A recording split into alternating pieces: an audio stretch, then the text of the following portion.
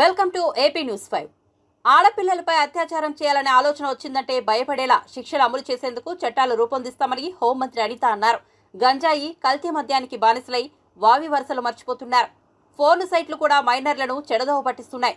పిల్లలకు సెల్ ఫోన్లు ఇచ్చే ముందు తల్లిదండ్రులు జాగ్రత్త పడాలి.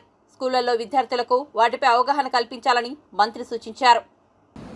స్టార్టింగ్ అంటే ఇప్పుడు కొన్ని సందర్భాల్లోని ఒక ముఖ్యమంత్రి ఎలా రియాక్ట్ అవుతారు, కొన్ని సందర్భాల్లో ముఖ్యమంత్రిగా రియాక్ట్ అయితే సిచ్యువేషన్స్ ఎలా ఉంటాయి, ఇవి మెయిన్ ఒకసారి మనం ఆలోచించుకోవాల్సిన అవసరం కూడా ఉంది. ఎందుకంటే ఈ మధ్యకాలంలో మీరు జరుగుతున్న మొన్న ముచ్చుమర్రి ఇష్యూ మనకి అందరికీ తెలుసు. నంద్యాల జిల్లాలోని ముచ్చుమర్రిలోని ఒక చిన్న పాప 9 years బేబీ అమ్మాయి అత్యాచారానికి గురయ్యి అమ్మాయి హత్యకి గురయ్యింది. ఇప్పటికీ కూడా అంటే బాడీ కూడా ట్రేస్ అవుట్ అయ్యే పరిస్థితి కూడా కనిపించలేదు.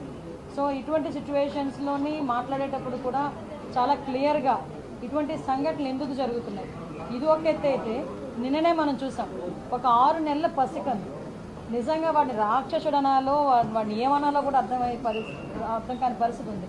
అటు ఒక చిన్నతాత వరుస అయిన వ్యక్తి ఆ అమ్మాయిని అబ్యూస్ చేయడం, 6 నెలల పసికందు మీద కూడా అత్యాచారానికి ఒడిగొట్టడం నిజంగా చూస్తూ ఉంటే కొన్ని సిచ్యువేషన్ అతని సిచ్యువేషన్ కూడా మేము అక్కడ ఎస్పీ గారిని కూడా నాకు తెలిసిన వెంటనే నేను ఎస్పీ గారితో మాట్లాడడం జరిగింది. ఎస్పీ గారు చెప్పడం కూడా ఏంటంటే కంప్లీట్గా తాగిన మైకంలో, ఎంత తాగాడంటే ఈవెన్ పోలీస్ స్టేషన్కి తీసుకొచ్చిన తర్వాత కూడా అతనికి తెలివి రాలేదు, అప్పటికి కూడా అదే మైకంలో ఉన్నాడు.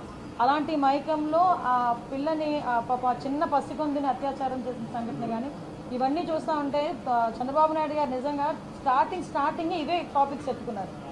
మేము కూర్చున్న తర్వాత అసలు ఎందుకు ఈ పరిస్థితులు వస్తున్నాయి, ఎందుకు ఇటువంటి సిచ్యువేషన్స్ ఎందుకు మనం ఎదుర్కోవాల్సిన అవసరం వచ్చింది, ఎందుకు లిక్కర్ మీద, గాంజా మీద, డ్రగ్స్ మీద మనం ఎట్టి పరిస్థితులు ఉక్కుపాదం మోపాలి.